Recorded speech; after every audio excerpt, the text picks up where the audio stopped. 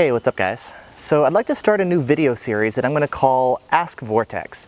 We're basically going to sit down and take the time to answer a couple different questions that you guys have been asking. Rather than spending a lot of time, answering a bunch of questions on Facebook, Twitter, YouTube, that kind of thing, I just want to take a little bit of time and start doing some videos with kind of compilations of different questions. And I think one of the coolest things about this will be not only, not having to answer the same questions over and over, but actually the fact that I really want to get into doing shorter videos. As you guys know, a lot of my videos can be very long, detailed, and in-depth. They can easily be 10 or 20 minutes on one subject, And I'd like to actually get better at doing shorter videos, and I think this will be actually really good practice for me to take a couple different subjects and just answer them in a minute, 2 minutes, 30 seconds, just kind of get to the chase. What's the most important things that you guys need to know on a particular topic? And I can do detailed stuff later, but just kind of practice in the meantime doing shorter videos, right? So on that note, let's go ahead and get started. Now the first question is one that I've been getting a lot. It's basically which detector is better, the R3 or the Max360? Now again, in the interest of kind of just cutting to the chase, what is a radar detector designed to do? It's designed to protect you from speeding tickets.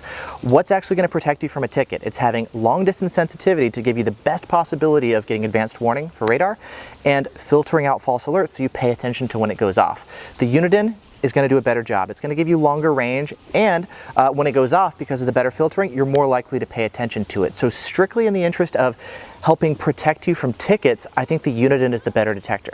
Now that said, I think the Max may still be a better detector for some people because even though it's not as good, a lot of the other aspects may make up for it. For example, you got arrows to help locate the source of the threat.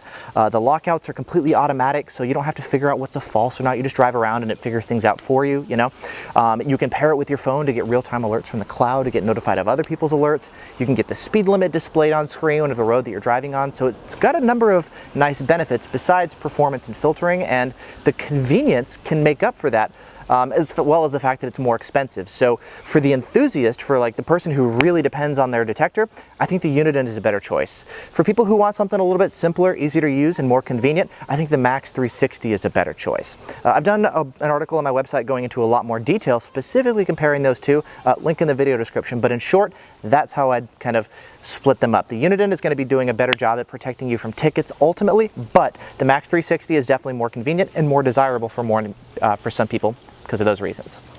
Will you ever do a head-to-head test of the Uniden R3 versus the Radenso XP? How about the short version? Very similar detectors, same price point, $399. Uniden has way more range. Radenso does have a couple extra features that the Uniden does not. It's got band priority alerts, for example.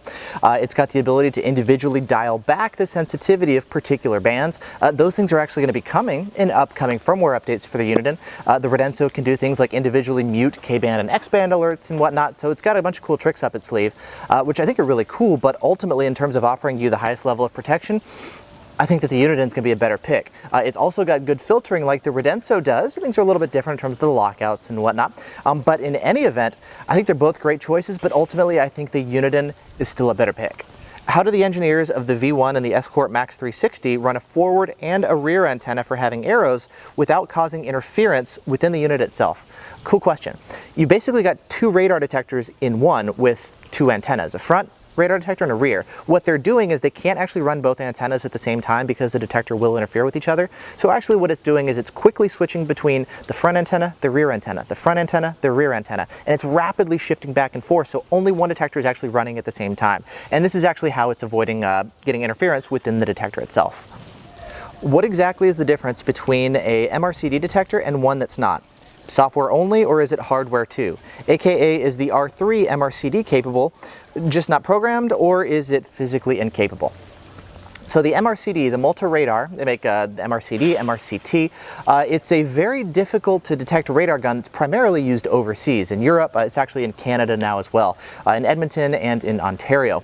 Now, it's difficult to detect. It's low powered, it does some weird tricks with frequency modulation and polarization, and basically, in short, you actually need a detector specifically designed with MRCD detection. If it doesn't have that, you're either not going to get an alert, or it's just going to sound like a normal K-band alert, and you're not going to know that it's legitimate as opposed to a false. So you want one that's designed to detect it and can give you the difference between a normal K-band alert and a low-powered MRCD gun. So if your detector, like the Uniden R3, does not have MRCD support, it's not going to be a good choice against the MRCD.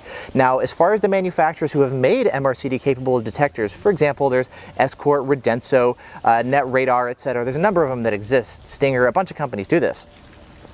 It actually is a hardware difference. It's not just a software update. You actually do need specific hardware designed for MRCD detection. So if the detector doesn't currently have it, it's not something that can be made available just by a software update. You actually do need MRCD specific hardware in order to detect that particular radar gun.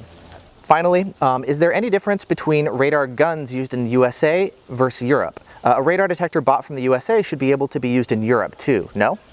Okay, so speaking of the MRCD, yes, the radar guns in use all over the country can vary for a variety of reasons. The frequencies that they transmit on may be different than American radar detectors. Over in Europe, they've got 34.3, 34.9. We don't have that here in the States. On K-band, they may actually transmit at lower frequencies than what our American detectors are designed to detect. They may actually have lower power outputs, like they may not actually be allowed to output the power levels that American radar guns use. We have higher output power levels that give us longer detection range. Overseas, you may have lower output power levels, and so you may actually need a detector that's specifically designed for it. So yes, the radar guns themselves can actually operate differently, and if you get an American radar detector, it may actually not even be able to function in the first place.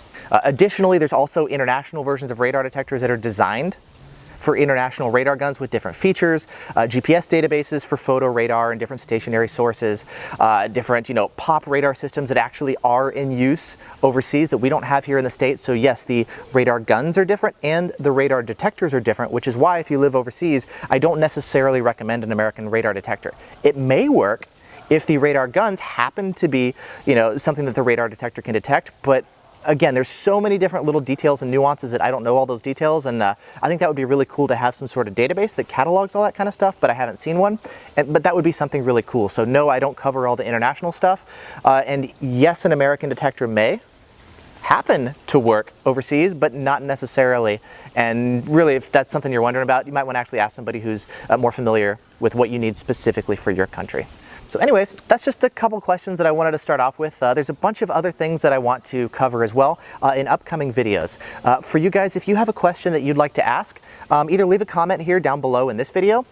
You can actually respond on Twitter. I actually asked you guys the other day, on Facebook. I asked you guys the other day of what kind of things you're curious about. But probably the best thing actually is just let me know on Twitter. Just, tweet me at Vortex Radar and just let me know what questions you guys have. And I may answer some here in upcoming videos. So anyways, thanks for watching. Let me know what else you guys are curious about and what you think about actually this video series as well. I'm also curious to hear, do you like this? Do you want more of these things? Is that distracting in the background with the audio? I'm actually curious to hear how the audio is going to work. I'm trying all sorts of new things. So I'd love to hear your feedback as far as, how all this stuff is going. So anyways, thanks for watching and I'll see you guys in the next video.